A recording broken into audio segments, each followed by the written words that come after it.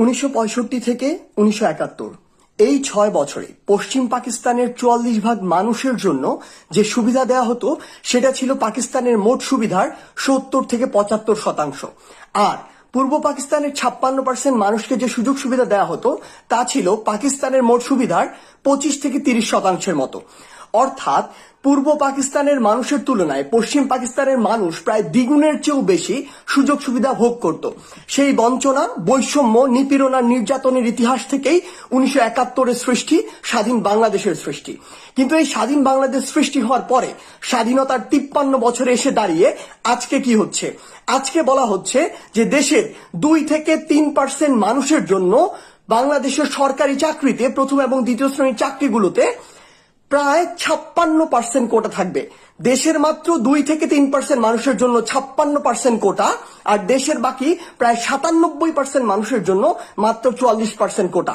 একবার চিন্তা করুন, ওই পাকিস্তানের তুলনায় এই বৈষম্য, নিপীড়ন কিংবা সাধারণ মানুষের উপরে এক প্রকার এই যে নির্যাতন, তরুণ প্রজন্মের উপরে এই যে নিপীড়ন, এটা কত বেশি, এই বৈষম্যটা কতটা প্রকট, এটা কখনো তরুণ প্রজন্মের একজন হিসেবে আমি কখনো মেনে নিতে পারি না। আপনারা বলুন যে আমরা এই যে কোটাটির কথা তাদের বলা হচ্ছে, এই কোটাটি আসলে কাদেরকে দেয়া হয়? দেয়া তাদের জন্য প্রাসঙ্গিক যারা এই বাংলাদেশে থেকে আমাদের মতো আমরা যতটুকু সাধারণ মানুষ সুবিধা পাই ততটুকু যারা পায় না, যাদের এই সামর্থ্যটুকু নেই, যেমন একজন প্রতিবন্ধী মানুষ, তাদের জন্য যদি কিছু একটু কোটা রাখা হতো সেটাতে আমাদের সমস্যা ছিল না। কিংবা পাহাড়ে ওই আমাদের ক্ষুদ্র নৃতাত্ত্বিক গোষ্ঠীর যে ভাই বোনেরা রয়েছে তাদের জন্য যদি কিছু সুবিধা দেওয়া হতো আমাদের সমস্যা ছিল না। কিংবা এমনও যদি বলা হতো যে এই 2 গোষ্ঠীকে 5% কোটা দেওয়া হবে এবং যারা মুক্তিযোদ্ধার সন্তান কিংবা নাতি নাতনি রয়েছেন তাদের জন্য আরো 5% কোটা দেওয়া হবে। 100 ভাগের মধ্যে যদি 10 ভাগ কোটা তাদের জন্য দেয়া হতো, ওই 2-3% মানুষের জন্য, আমাদের কোনো সমস্যা ছিল না। কিন্তু কতটা উদ্ভট, অবিবেচকের মতো সিদ্ধান্ত হলে তাদের 56% কোটা দেওয়ার কথা চিন্তা করা হয়।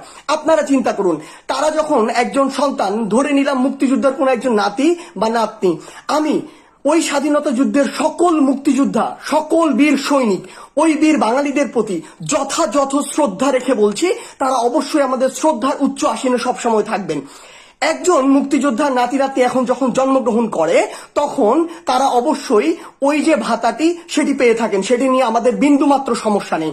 তাহলে তারা জন্মের শুরু থেকে এরকম আর্থিক একটি সাপোর্ট পায়, কোনো সমস্যা নেই। তারা যখন স্কুলে ভর্তি হয় এই মুক্তিযোদ্ধার কোটাটি ব্যবহার করে, তারা যখন কলেজে ভর্তি হয় এই কোটাটি ব্যবহার করে, তারা যখন বিশ্ববিদ্যালয়ে ভর্তি হয় এই কোটাটি ব্যবহার করে।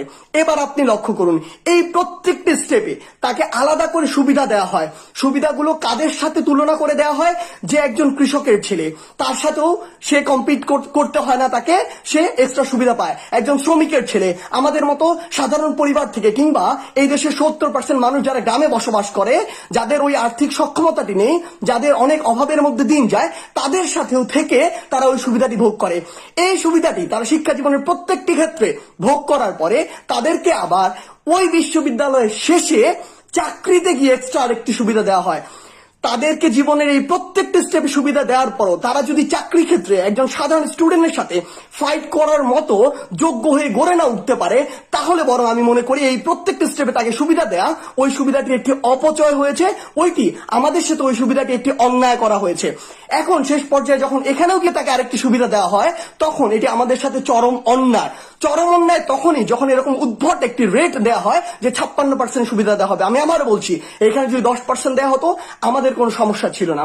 এবার আসুন সমস্যা কোথায় হয়েছে। আমি বিশেষ করে যে কথাটি বলতে চাই, বিগত কয়েকদিন ধরে দেখছি যে আমরা প্রথম দিন যখন ওই রাজু ভাস্কর্যে প্রোগ্রাম করতে চাইলাম, আমরা একদিন আগেই বললাম যে আমরা রাজু ভাস্কর্যে করব, আমরা প্রোগ্রামটি বিকাল 5টায় করব। একই সময়ে আরেকটি সংগঠন থেকে ওই সময়ে দেয়া হলো। অর্থাৎ আমরা তো কারো প্রতিপক্ষ নই, এটা পুরো বাংলাদেশের তরুণ প্রজন্মের মন থেকে চাওয়া। আবার আপনি লক্ষ্য করুন, আজকে যখন 11টার দিকে রাজু ভাস্কর্যে প্রোগ্রাম দেয়া হলো তখন ঠিক একই সময়ে আজকে আরেকটি সংগঠন থেকে ওই একই টাইমে প্রোগ্রাম দেয়া হচ্ছে। অর্থাৎ এখানে যারা ওই দাবির জন্য যাচ্ছে তারা তো পুরো বাংলাদেশের তরুণ প্রজন্মের প্রতিনিধিত্ব করে, তাদেরকে প্রতিপক্ষ মনে করার তো কিছু নেই। যদি আপনি কি তাদেরকে প্রতিপক্ষ মনে করেন তাহলে আপনার উদ্দেশ্যের অবশ্যই সমস্যা রয়েছে এবং আপনি তাদের মতের প্রতিফলন ঘটান না, আপনি সমাজ থেকে, আমাদের তরুণ প্রজন্মের চাওয়া থেকে বিচ্ছিন্ন। আমি ঢাকা বিশ্ববিদ্যালয়ের যে আমার ভাই, বন্ধু, ছোট ভাই যারা রয়েছেন তাদের উদ্দেশ্যে কিছু কথা বলতে চাই। নির্মম বাস্তবতা হচ্ছে, আপনি যখন আপনার গ্র্যাজুয়েশন শেষ করবেন, মাস্টার শেষ করবেন, আপনি তখন দেখতে পাবেন যে আপনার সামনে শুধু একটি জিনিস রয়েছে, আপনার নিজের সাথে ফাইট করতে হবে। আপনার মাথায় আপনার পরিবারের চিন্তা। যে ভাইদের কথা শুনে আজকে আপনি এখানে যান, ওখানে যান, এটার বিরুদ্ধে দাঁড়ান, এটার বিরুদ্ধে কথা বলেন, এটার বিরুদ্ধে কমেন্ট করেন, বিশ্বাস করুন এরকম সিঙ্গেল একটা ভাইকে আপনি আপনার ওই প্রয়োজনে পাবেন না। আপনার একটা চাকরির ক্ষেত্রে সুপারিশে পাবেন না, কোথাও পাবেন না। ইভেন এটা তো অনেক দূরের কথা, আপনি ঢাকা মেডিকেলে গিয়ে একটা সমস্যায় পড়েন, ওই ভাইদেরকে ফোন দিলে ওই ভাইরা ফোন রিসিভ করবে না।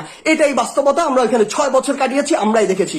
তাই সত্যি বলতে, এই যখন এই স্ট্রাগল চাকরির ফেস্টিতে আপনার আসতে হবে আপনার জন্য, আপনার পরিবারের জন্য, তখন আপনাকে এই অন্যায়, চরম অন্যায়ের শিকার হতে হবে। তাই আমি বিশ্বাস করি আপনারা ঢাকা বিশ্ববিদ্যালয়ে যারা রয়েছেন তারা ততটুকু বিবেকবান, আপনার ওই বিবেকটুকু রয়েছে, আপনার দেশের অন্যতম সেরা মেধাবী। আপনারা এটুকু বিবেচনা করবেন যে আপনার নিজের জন্য, এই প্রজন্মের জন্য কিংবা দেশের জন্য আপনার কোন জায়গাটিতে যাওয়া উচিত, কোন দাবিটিতে সমর্থন করা উচিত। সবকিছু ফেসবুকে বলে হবে না, মাঝে মাঝে রাজপথে নেমে আসতে হবে। না হলে এই উদ্ভট শিক্ষামন্ত্রীর মতো বিভিন্ন উদ্ভট কথা শুনতে হবে। তিনি যেমন বাবার কোটায় রাজনীতিবিদ বনে গিয়েছেন, প্রতিমন্ত্রী বনেছেন, মন্ত্রী বনেছেন, ঠিক তেমনি আমাদের এরকম কোনো কোটা নাই। দেশের এই 97% মানুষের, আমরা যারা তরুণ প্রজন্ম রয়েছি তাদের এরকম কোনো কোটা নাই। আমাদের ওই ফাইট করেই নিতে হবে। এই জন্য সময়ের প্রয়োজনে আপনাকে অবশ্যই রাস্তায় নামতে হবে। তাই স্বাধীনতার এই 53 বছর পরে এসে আপনাদেরকে উদ্দেশ্য করে বলতে চাই, বিশেষ করে সেই সংগঠনকে উদ্দেশ্য করে যেই সংগঠনের সাথে আমার জীবনের 4 বছরের খুব গুরুত্বপূর্ণ স্মৃতি রয়েছে। আমি বলছি বাংলাদেশ ছাত্রলীগের কথা। কেন বলছি? কারণ এই মুহূর্তে বাংলাদেশে তাদের ছাত্রদের সাথে সম্পৃক্ততা তুলনামূলকভাবে বেশি অন্য সংগঠনের চেয়ে। কিন্তু সবচেয়ে বড় কথা হচ্ছে যে এই আমার যে সংগঠনের সাথে আমার 4 বছরের স্মৃতি রয়েছে, আমি ঢাকা বিশ্ববিদ্যালয়ের অমর একুশে হল সংসদে যে প্রতিনিধিত্ব করেছি ছাত্রলীগের সেই প্যানেল থেকে। কিন্তু আজকে আফসোস হয় কোথায়? তারা সাধারণ শিক্ষার্থীদের মনের প্রাণের যে দাবি সেটা বুঝে না, সাধারণ শিক্ষার্থীদের যে সেন্টিমেন্ট কোন দিকে সেটা বুঝে না। বরং তাদের আজকে কার্যক্রম শুধুমাত্র সরকারকে তোষামত করার মধ্যে সীমাবদ্ধ, সরকারের যে দিবস সেই দিবস পালন করার মধ্যে সীমাবদ্ধ। আমি দুইটা উদাহরণ দিই, স্পষ্ট হয়ে যাবে। এই কথাগুলো আসলে ওপেন সিক্রেট কথা। মানুষ পিছনে এই কথাগুলো খুব বাজেভাবে বলে, কিন্তু হয়তো সামনে বলে না। আমি সামনে বলছি এই কারণে, কারণ আমি চাই এই বিষয়গুলোতে আমার এই সংগঠনের এই জায়গাটিতে সংশোধন আসুক, না হলে তাদেরকে জনবিচ্ছিন্ন হয়ে পড়তে হবে। উদাহরণ 1, যখন ঢাকা বিশ্ববিদ্যালয়ের পার্সপেক্টিভে ওই 7 কলেজ অধিভুক্তি বাতিল আন্দোলনটা হলো, সেটা ঢাকা বিশ্ববিদ্যালয়ের পার্সপেক্টিভে অত্যন্ত গুরুত্বপূর্ণ এবং প্রয়োজনীয় একটি আন্দোলন ছিল। কারণ এই বিশ্ববিদ্যালয়ে যারা শিক্ষক রয়েছেন তাদেরকে, আমাদেরকে যতটুকু সুবিধা দেওয়া প্রয়োজন সেটুকু দেওয়ার তাদের এখনো ওই সামর্থ্যটি বা ওই যে অ্যাবিলিটি ওটি তৈরি হয়নি। তাদের যে হচ্ছে জনবল, সেটি সংকট রয়েছে। সেখানে তাদেরকে আপনি লক্ষাধিক শিক্ষার্থীর দায়িত্ব দিয়ে দিচ্ছেন, না হচ্ছে ওইদিকে না হচ্ছে এইদিকে। ওই যে আমাদের রেজিস্ট্রার বিল্ডিং, সেই প্রশাসনিক বিল্ডিং এর আমাদেরকে যতটুকু সেবা দেওয়ার কথা সেটুকু দেওয়ার এখনো তাদের সামর্থ্য তৈরি হয়নি। আপনি সেখানে আরো লক্ষাধিক শিক্ষার্থীর একটি দায়, একটি বোঝা চাপিয়ে দিয়েছেন। এখন না পাচ্ছি আমরা ঠিকমতো সুবিধা, না পাচ্ছি তারা ঠিকমতো সুবিধা। আমরা 7 কলেজ অধিভুক্তি বাতিল আন্দোলনে যুক্ত হলাম। কি করলো ছাত্রলীগ? এসে ওই অপরাজেয় বাংলায় এসে বললো আমরা দায়িত্ব নিচ্ছি, আমরা পিসফুল ডিভোর্স ঘটাবো। তারা আমাদের আন্দোলনটিকে ভণ্ডুল করে দিল।